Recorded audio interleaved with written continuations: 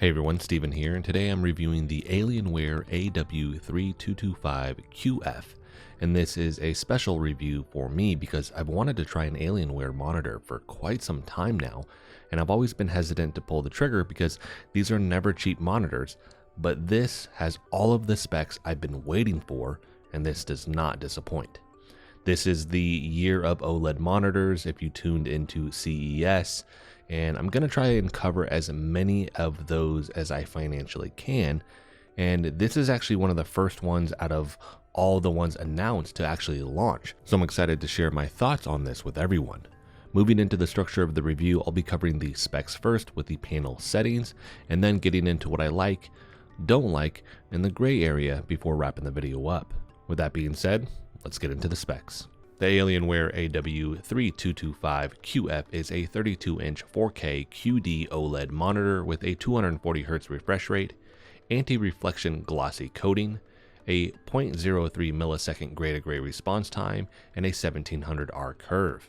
The contrast ratio is 1,000,000 to 1 in SDR and HDR, and this essentially has infinite black levels since it's an OLED, so every pixel is backlit. The spec sheet says the typical and HDR peak brightness is 1000 nits, and I confirmed with Alienware that this will be in a 2% window. No mention of adaptive brightness or whether or not uniform brightness and scaling is here, but this is a 3rd gen Samsung QD-OLED panel though, and with that, one of the things that they have said is that it wouldn't need to scale. And just testing this out with a website, I noticed that it doesn't actually scale. It keeps uniform brightness across any size, which is great. I have noticed this in reverse though. So if you have a dark background, it'll try to brighten that up. But if you bring something white in the center of that, it'll actually dim everything again to just bring that down. So again, it's kind of in reverse. But if I have a white website and I just showcase that, that stays uniform when it's scaling it. So my assumption here is this is going to be the limitation of the nits, because this can hit the peak 1000 nits, but that is in a 2% window. So if you get bigger than that, those nits are going to drop. You're going to see the overall brightness come down. For this size at 4K, the pixels per inch is 140. This covers 99% of the DCI P3 color gamut with a delta E of less than 2. And I confirmed with Alienware that this is true 10-bit color here, not 8-bit plus FRC. This is certified G-Sync compatible and VESA Adaptive Sync Display certified, but it is not AMD FreeSync Premium certified, which I find a little bit odd, but I've noticed that other reviews are saying that it has AMD FreeSync Premium, but I reached out to the company and they said that it does not. Some other things that it does have though, we have flicker-free technology, low blue light, Dolby Vision, and VESA Display HDR True Black 400. Looking at ports, this has one DP 1.4, two HDMI 2.1, a USB Type-C port, and 3 USB ports. Both of the HDMI ports are fixed rate links to support the 4K 240Hz, so this is technically HDMI 2.1B. One of the HDMI ports also supports eARC for higher audio quality that will allow you to connect this to a soundbar or another audio device, which is good because this doesn't have any speakers or an audio jack. All of the USB ports are 3.2 Gen 1, with one towards the front of the monitor for quick access, and the other two are backed by the video inputs. The USB Type-C port is towards the front also on the bottom of the panel, and it is a downstream port with power charging, although no mention of what the wattage would be here. My assumption is it's going to be 15 to 20 at most for the watts, because this won't charge the Steam Deck, which needs 45 watts. You can't use this for a video input either. This uses Samsung's 3rd gen panel, as I mentioned earlier, and the subpixel layout here is different. It's not stacked, it's more of a triangle shape. And so with that, if I look really close, I can see text fringing. In general, just looking at this, I don't notice it much, but if I kind of like get my eye close to the panel, I can see it. So if that's something where you notice that stuff a lot, that may be something to look into a little bit more and consider before purchasing this. The only thing to mention here is that this layout, ClearType, as far as I know, doesn't have an update to address this. because it is a newer panel. So we're going to have to wait for an update in order to be able to run ClearType where it's going to have a really good effect and know how to combat this. I'll have a link for a thread that discusses this further and gives really good examples of this. Something to keep in mind though is that the higher pixel density of this panel, with it being 4K 32 inches compared to 1440p for example, does eliminate this to a certain degree. I personally really have to look for this, and I think it's just going to be dependent upon the person. For mechanical adjustments, this can raise and lower 110 millimeters, swivel 20 degrees to the left or right, and tilt 5 degrees forwards and 21 degrees backwards. Inside of the box, you will find the monitor, stand, base, power cable, HDMI 2.1 cable, DP 1.4 cable, and USB 3.2 Gen 1 upstream cable. This also comes with a microfiber cloth to clean the screen and the calibration report. This does come with a 3-year advanced exchange service and premium panel exchange warranty that does include coverage for OLED burn-in, which is great because you're getting 3 full years of coverage against OLED burn-in. And for the price that you're paying, you want to guarantee that this isn't just going to have an issue in the first year and then all of a sudden you're stuck with this very expensive monitor that has burn-in or another issue. But that does bring us to the price here. This is $1,200 US, which is quite steep, but it's also competitive when compared to the OLEDs that are coming out this year with similar specs. As I mentioned earlier, there are no built-in speakers with this monitor, which I do find a bit odd considering the price, so there won't be a sound test here, which brings us now to the panel menu. This is controlled by a single button at the bottom middle of the panel, which I personally prefer, and the layout here is really good. Clicking this in will bring up the top panel info, which lets you know the preset you're in, the HDR preset if HDR is on, the health of the panel, and the dark stabilizer amount. On the bottom, you can click left or right for quick access adjustments that can also be changed in the personal tab in the main menu. You can exit by clicking down, and then you can enter the main menu by clicking up. In the main menu, the first tab is the game tab, which has the presets, game enhance mode, dark stabilizer, console mode, alien vision, hue, saturation, and reset game. For the presets, you have standard, FPS, MOBA/RTS, RPG, and sports. Then you have the following presets which you can customize, which is creator, game 1, game 2, game 3, warm, cool, and custom color. If you have a preset on and then enable HDR, you will have to turn HDR off in order to change the preset. For the presets you can customize, when you click on them, it brings up another menu where you can adjust gain, offset, hue, saturation, and dark stabilizer. For the main presets, you can't customize them to this same degree, but you can adjust hue and saturation in the main portion of the game tab when in that preset. Next, you have the brightness and contrast tab, which just has those two things to adjust.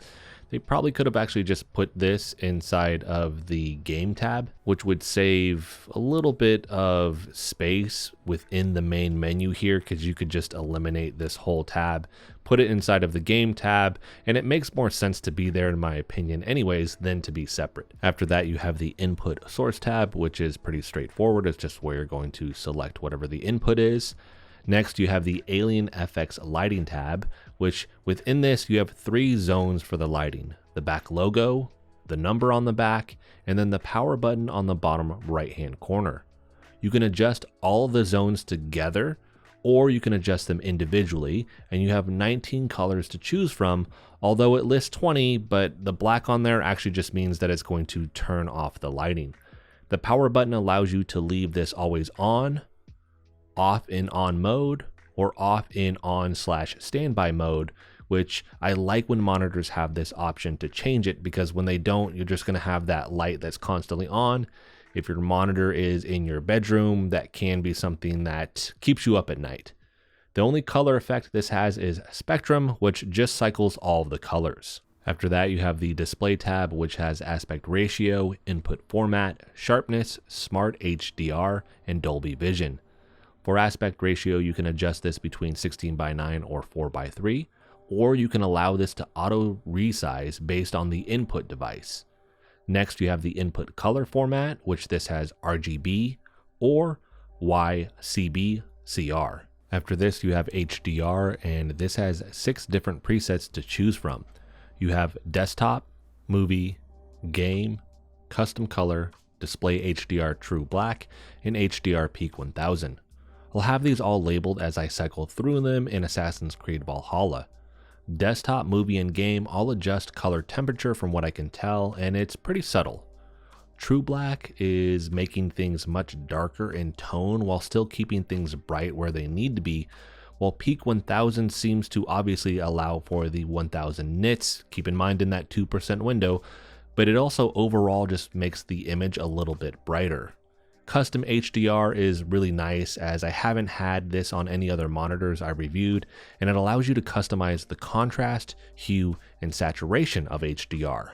After that, you have Dolby Vision, and with this, it's very interesting how you turn this on. So if you turn HDR on in Windows, then this will pop up. If you don't have that on, you can turn on the Smart HDR, and then it will just click into that mode. You can also get just the Smart HDR enabled by turning on 10-bit color. So Dolby Vision is enabled through Windows and turning on HDR. So just kind of unique how they have this and which one is telling it to turn on the version of HDR, because these are both HDR.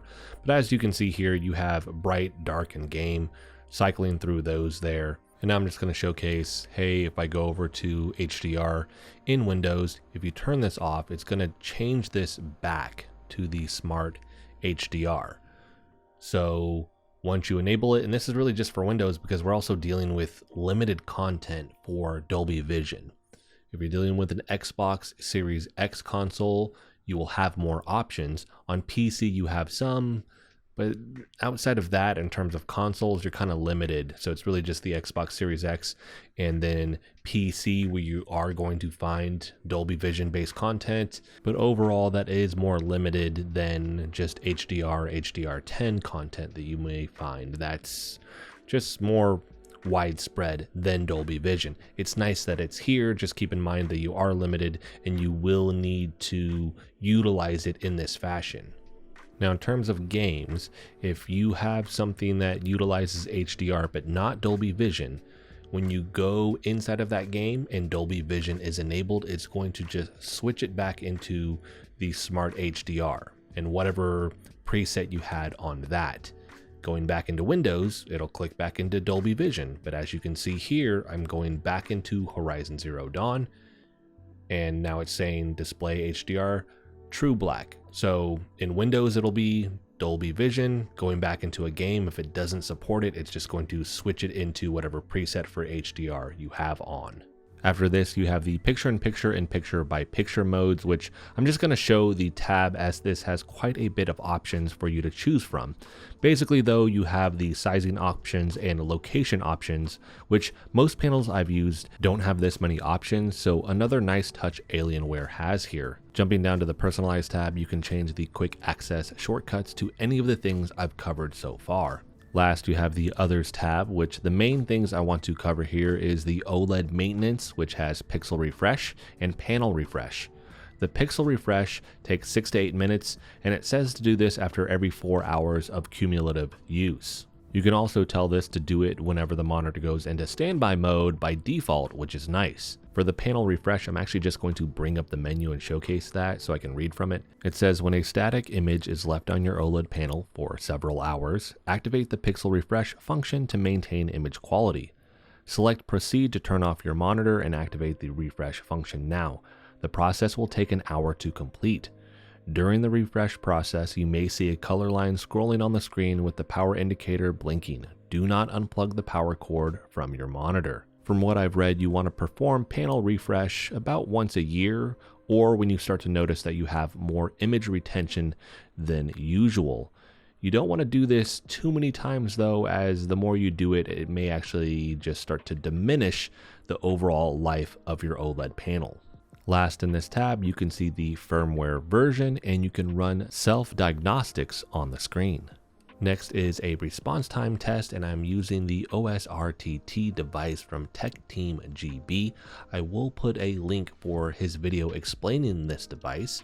Other tech YouTubers, Linus, Hardware Unboxed, they use devices to test response times. I've never really gone down that route, but this is the year that I want to actually start getting into that. With this device, again, we are testing response time. I'm not going to cover every single detail here. I will put another video link in the description from Hardware Unboxed that goes into what you are looking at with these charts here. The big thing here is that with this, I'm confirming that this is at least sub 1 millisecond for the gray to gray response time.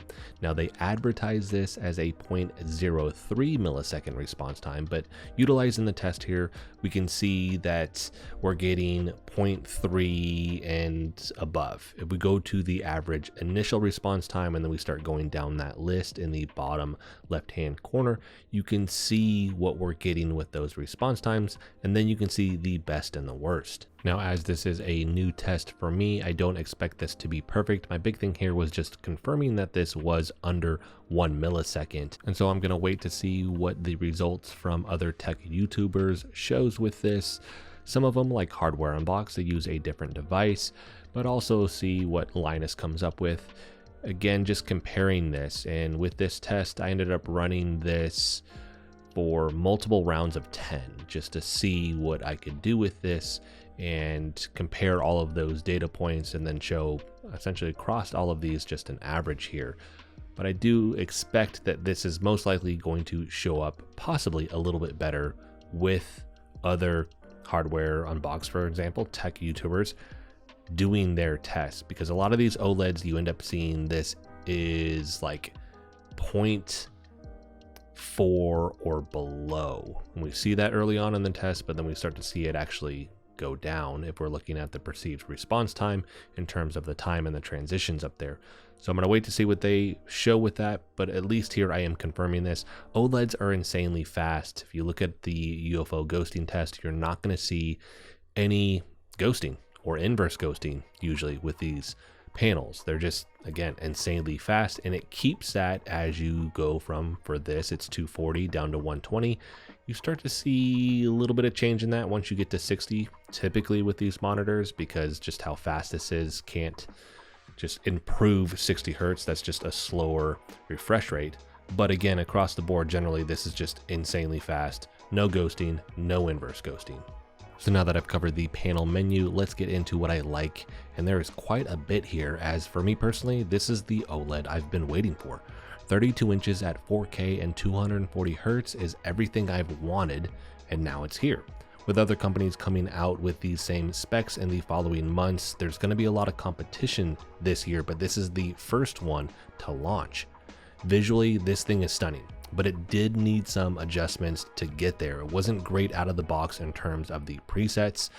Once you get all of that lined out though, this looks incredible. And I'm going to have all of the different footage labeled between SDR and then the type of HDR, including whether or not it's Dolby Vision, and I'll make sure that I label what game it is as well. So the Alienware here, in terms of the visuals, it does not disappoint. Just keep in mind, you're gonna need to spend some time calibrating this. I'm gonna talk about that a little bit more here in a little bit.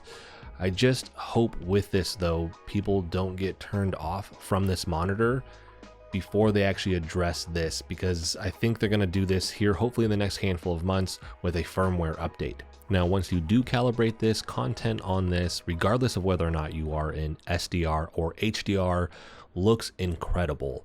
And I do like SDR on the monitor, and I've usually shied away from just playing games exclusively in HDR, because most of the time when I'm dealing with a regular VA panel, it doesn't have the nits that I want. It doesn't have the proper amount of color or anything like that for it to be a very enjoyable experience, because I'm usually having to go back and calibrate it for a specific game and then recalibrate it for a different game and then turn it off when I'm in Windows.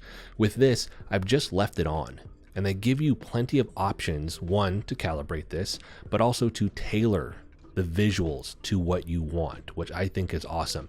That may be overwhelming for some, but if you are into being able to do that, you have a plethora of options here. I like the different versions of HDR that they have. Now, you're dealing with the first three settings, where if you're just dealing with like desktop or movie or game, some subtle differences. Desktop to me is the one where it just kind of is like a standard color mode, and then you get a little bit warm when it goes into game mode, and then movie mode is going to be a little bit cool. So with that, it's almost just a subtle change in the color temperature. When you're looking at the other versions, custom HDR, you're looking at the true black HDR, and then peak HDR 1000. Those to me are the best modes. Some notes with this. Just messing around, I've noticed certain things. So if I enable HDR in Windows, it may click into just regular HDR with the panel, and I set that. If you start to go through these adjustments, you're not going to really notice anything potentially in Windows.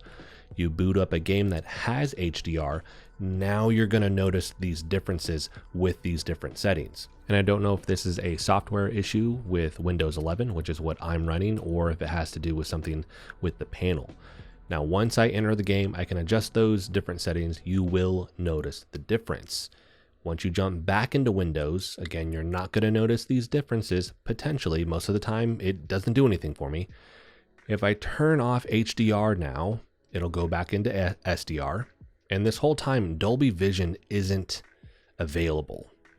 Then I turn on HDR again, and then it's going to go, oh, you were just in HDR. Okay, let's go ahead and click this into Dolby Vision.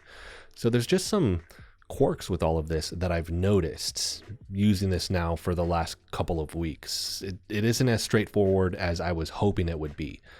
So you may need to spend some time actually going through all of that stuff just to nail this down. Now, once you have the HDR that you like, typically it's a set it and forget it, which is nice, but you may notice that, oh, I'm playing a game and it is HDR true black, but now I exit that game and it goes back into Dolby Vision.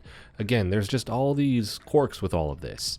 In Windows, the different modes, you have bright, dark, and then game for Dolby Vision. You will notice a difference in Windows between those settings, and actually kind of bright and game look pretty similar. So, I mean, they're pretty subtle differences with these, but for Dolby Vision, that is geared towards certified content or games on PC, and not everything is going to be certified that. So this kind of just whatever it's based off of. If it has Dolby Vision, cool, you can utilize it. If it doesn't, it's going to shift back into the regular HDR version.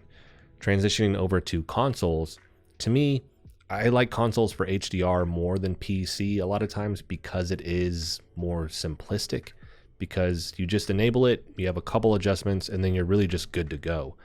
HDR on the PlayStation 5 looks incredible. Just going to showcase some footage of Horizon Forbidden West. I mean, that game just is stunning on this monitor. It's stunning in general, but this one, it just makes all those colors pop. It looks great. You look at God of War Ragnarok, that looks great.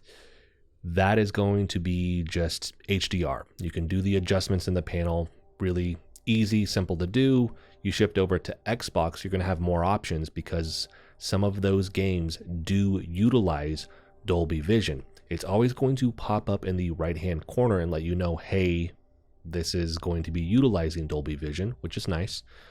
But with the Xbox, you do have the option for that. So it's really just the Xbox and PC where Dolby Vision is going to be utilized. You can't do it on a PlayStation 5, a PlayStation 4, the Pro. You can't do it on a Nintendo Switch. So you have the Xbox Series X and Xbox One X and the Xbox Series S, I believe, that can all do Dolby Vision, and then the PC, like I mentioned. So again, just things to be mindful here, some quirks potentially to work through as you're trying to utilize HDR. But once you have it, again, the experience with HDR is going to be great. It's just some hurdles to kind of go over in order to get there, which is kind of a bummer. Now with consoles too, you are getting 4K 120 Hz with variable refresh rate. This is the first time on the Xbox Series X. If you look at just the video modes that you have available to you, this has all green check marks on it. This covers everything, which is awesome. So you have all of the options that the Xbox Series X has with that. Keep in mind though, you're going to need to go in and potentially enable through the settings with the Xbox Dolby Vision, obviously variable refresh rate, and then making sure that any other things that you want there, like clicking over to the 120 Hz, you need to click on and check all those things in order to have them. With the performance though, it's been great. Haven't noticed any issues across the board with the Xbox Series X or the PlayStation 5. Just really good visuals, really good performance in terms of the variable refresh rate and hitting that 120 Hz. Now coming from the ROG PG42UQ, which is a 42-inch OLED monitor, this was a size downgrade for me, but in terms of the desk size that I have, with the main rig here in the house, it's kind of overpowering when you're sitting in front of a 42-inch screen, like pretty close to it, just a couple feet away. So this to me, in terms of the 32 inches, just feels really good. The refresh rate on the ROG was only 138 Hertz. This one is 240. I mean, it's just incredibly smooth. Again, response times here, they're gonna be smooth with just about every OLED. But raising that ceiling from 138 Hertz all the way up to 240 Hertz, as long as your GPU can handle it, you are going to obviously notice a difference. And it seems like 240 Hertz, with all the OLEDs coming out this year, it seems more like the standard. As a matter of fact, in the industry, it seems like we are shifting towards 240 Hertz being just more common. Obviously, these are high-end monitors, so this is more expensive, but I'm also finding this on other monitors that aren't in this same price bracket. I did a review of the RCA, I think that was the Evolution Premium. That one is like $400, and that was 240 Hertz. Now, granted, that is, I believe, a VA panel. It's not an OLED, but again, you are starting to see that 240 Hertz is becoming not only more popular, but kind of leaning into it being the standard that I think here, especially in the next couple years, we'll just see it is kind of just the overall standard of the industry. Not knocking 100, 120, 144, 165 Hertz. It just is faster. And again, I think we're just going to keep leaning. And now we're seeing monitors that are 360, 480. I think one was 560 that I just saw. And if you haven't played on a monitor that is 240 Hertz or higher, if you have a GPU that can handle it, once you translate that into games, it just creates a very large level of smoothness that can even overcome, like with the RCA monitor, it can actually overcome some of that ghosting. Not that OLEDs have that issue, but when you do increase the refresh rate and it goes really, really high, that had a 1 millisecond motion picture response time. You start to see less ghosting because you have so many frames per second with that. Not to say that it's not there, it just minimizes it. So with this being already insanely fast with the sub 1 millisecond gray to gray response time and the 240 Hertz, everything just plays incredibly smooth. That's not just games. Again, if your GPU can handle it, that is day to day, opening up applications, moving things around the screen. It is just very fast, very smooth. Now the video I have been showcasing of the size differences here doesn't quite do it justice for just how big the ROG monitor is in person, but that's also a flat panel. It's not curved like the Alienware, which I'm glad they went with a less extreme curve for this size. Nothing against the 1000R curve, it just is better suited for something like that's a 49 or larger monitor. On 32 inches, it just feels a little bit extreme just based off your sitting distance. The 1700R curve here feels like the sweet spot. So if you don't want a curve, there are a lot of other 32-inch 4K OLEDs coming out this year that will just be flat panels. And I like that we have seen a lot of curves and we're going back to more flat panel options just for diversity amongst panels, so you're not stuck with having a curve if you don't want it. So to summarize everything here, the big things that you're going to want out of this monitor, they do deliver on that. You're getting a 32-inch 4K OLED with the infinite black levels here, and then just the insanely vivid visuals and the colors that this has, and of course the really fast response time. That all just comes together in a package that to me is really, really good. Now, they don't nail everything, but some of these things can be fixed down the road through firmware updates. With that being said, let's go ahead and shift over now into what I don't like about this. And I'm judging this off of the price bracket this sits in, so do keep that in mind. Starting off is going to be the calibration. It just needs some adjustments. We talked about this a little bit earlier. I almost paired these together because it was going to make a little bit more sense, but go over this again, right? So the calibration here, it's going to need some adjustments because by default at this price point, I just think you shouldn't need to spend a large amount of time adjusting the panel to make it look good. It should look pretty good out of the box. With this, I was expecting more. It didn't deliver there. Once I did those adjustments, I was like, okay, yeah, this thing looks incredible. But down the road, we get a firmware update. My hope is that, yes, for everybody else that gets this, right out of the box, it's going to be solid. That pairs with the HDR issues that I was just talking about, right? The little quirks of what's going on with this, hopefully that gets resolved. But I don't know if that is an issue with the panel settings or something to do in Windows 11. I am leaning more towards Windows 11 and whatever information it's communicating to the panel, but I've not had that issue with other monitors because the other monitors I've reviewed so far don't have Dolby Vision. So I don't know with this. But again, with the ROG PG42UQ monitor, that had similar issues with just it needing better calibration in terms of SDR and more specifically HDR, and that came down the road with a firmware update. I am expecting that with here at some point. I just don't know when that's going to happen. I've not heard them say anything about this, but I know a lot of other people are talking about this with it just needing, again, a better calibration here. Now, this by no means diminishes how incredible this can look after these adjustments, but that's going to be based off your level of skill in regards to that, whether or not you're using some type of tool. Now, I have a Spider X, and I didn't mention this earlier. Up until this point, I was going to actually run just a color calibration on this. I wanted to make sure, hey, where are we sitting with the color calibration? But that, I looked into it, it actually isn't geared towards OLED. So I'm looking into a different device because that one works great with VA and IPS panels, but not with OLEDs. So here I ran the test, but I was like, I don't even know if these numbers are correct because again, it doesn't actually have the option to say, hey, this is an OLED panel and then utilize the software to do that. So hopefully down the road, I will have something better to actually test this. So this was just based off of my skill set in fine tuning the monitor to what I personally like, which is a more vivid and bright look to the visuals here. Next, no speakers here is something that personally I just think shouldn't be the case. Considering the price point, not only should this have speakers, but I think they should sound really good. This is $1,200. Now, the inclusion of the eARC support is great, but personally I don't use a soundbar with a monitor, and the requirement of needing external speakers just bugs me when you are paying this much. That might not bother everybody, but again, I'm trying to judge this based off of that $1,200 price point, and almost every single monitor at that price point has speakers. This has none.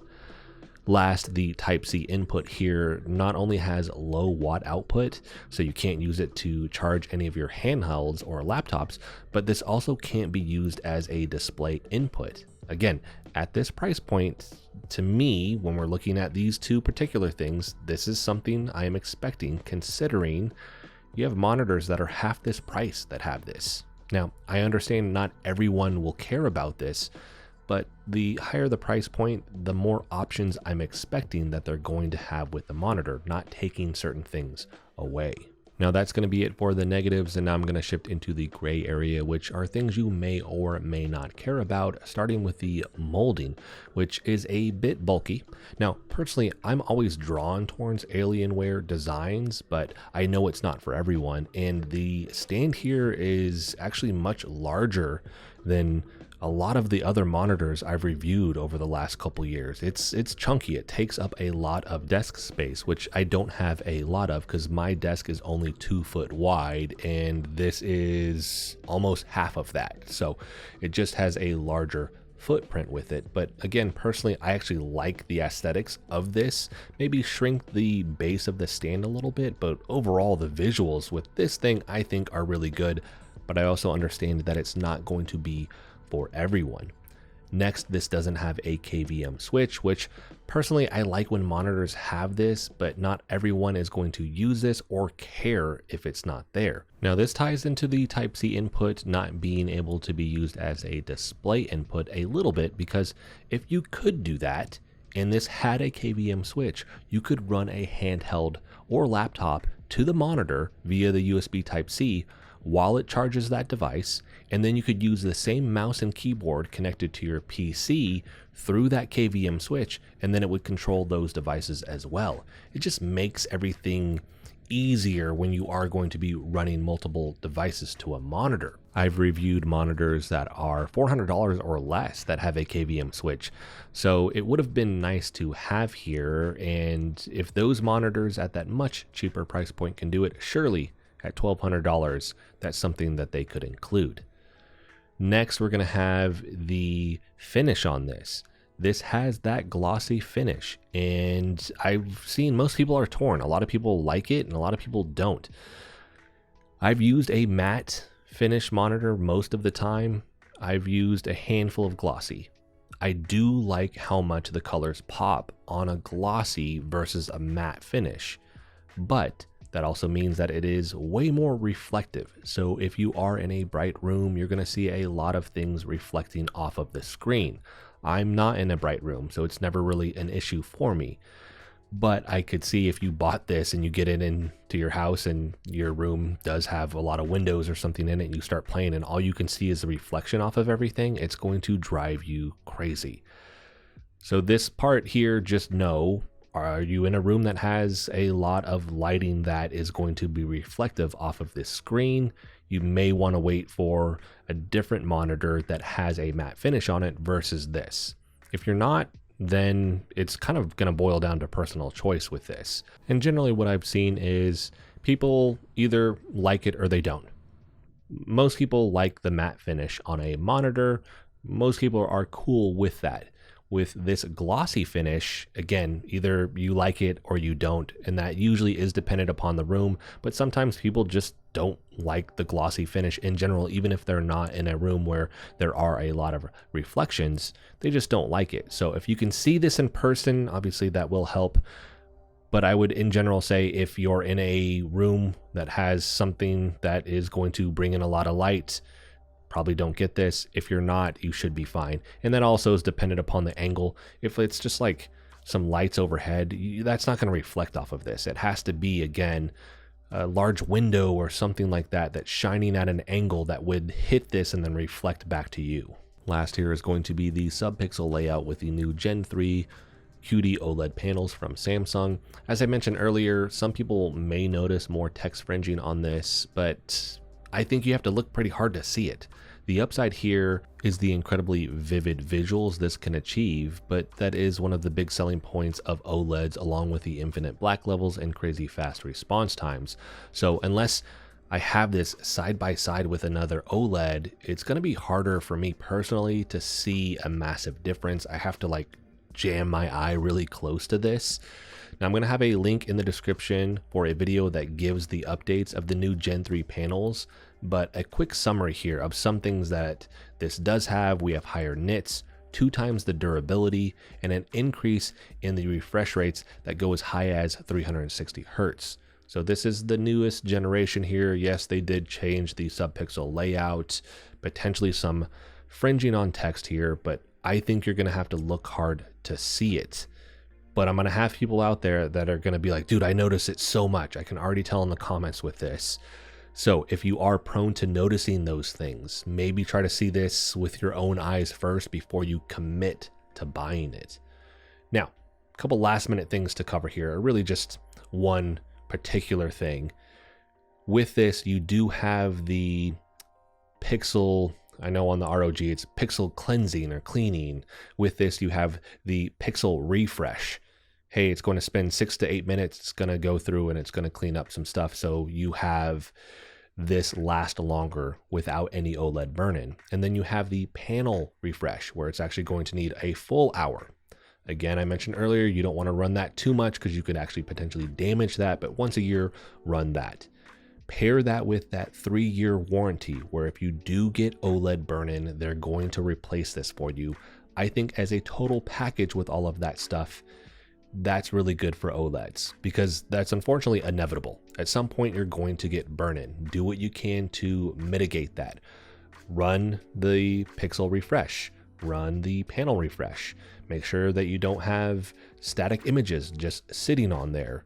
Those are certain things, especially within just Windows, where the bottom tab, we need that to actually go away. The taskbar, I don't want that popping up all the time and just sitting there.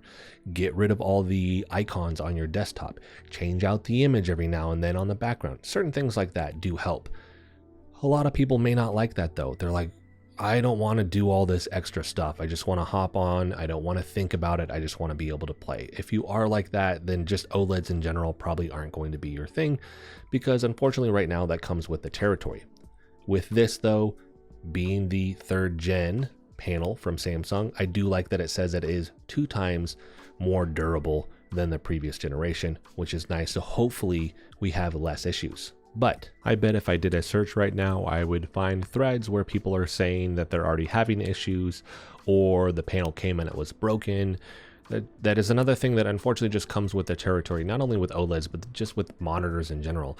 The ROG I got, the first one came, the whole screen was cracked. I had to send it back, wait for the next one. They had issues with shipping where the screen was getting cracked in shipping. These are going to have certain issues. And it just seems, unfortunately, that it is more probable with these OLEDs that you may get one, I don't know, you could have dead pixels, you could have a crack in the screen, whatever it may be. I think they're getting better over time. Again, 2 times more durable. They are getting better over time, but we are just, I don't want to say in the infancy of OLEDs here, but we're still in those early phases in development with this, where it's going to only get better over time. So, in conclusion, this is my first Alienware monitor. It didn't disappoint. I really like this thing. This just, again, checks so many boxes for me personally. And this is kicking off a crazy year packed with new OLED monitors. And I think this is a great way to start off the year. The Alienware isn't cheap, but it holds this competitive price while delivering all of the upside of the OLED monitors with these particular specs. Again, just that good sweet spot, 32-inch 4K, 240 hertz. And I've just been waiting for this. I know a lot of other people have for quite some time. It's finally here, but we have so many other monitors coming out this year too. This is just the beginning. Now, if you have any questions about this monitor, let me know in the comment section. I'll have a link for this in the description if you want to pick it up. And my apologies for this being a very long video, but there was a lot of things that I wanted to cover that I'm not seeing every YouTuber cover on this, like the HDR stuff and a couple other things that I saw pop up. But it also gave me a chance to showcase, hopefully, a good wide range of gameplay footage so you guys could see what this looks like and how it performs. If you're wondering what the thing is on top of my screen, that is the Gobi DreamView Pro. I also have that paired with the M1 light strip from Gobi, and I will have links for that in the description if you want to pick those up as well, because it just pairs very nice with just a PC in general or console. It just adds to that because it uses the camera to pick up on the colors on screen and then displays those to the light, so it looks really cool in person. And that is going to wrap this one up. If you guys like the video, hit the like button for me as it helps the channel out. If you want to continue to follow along with all my content, hit the subscribe button for me. And as always, thanks so much for watching, and I'll see you in the next video.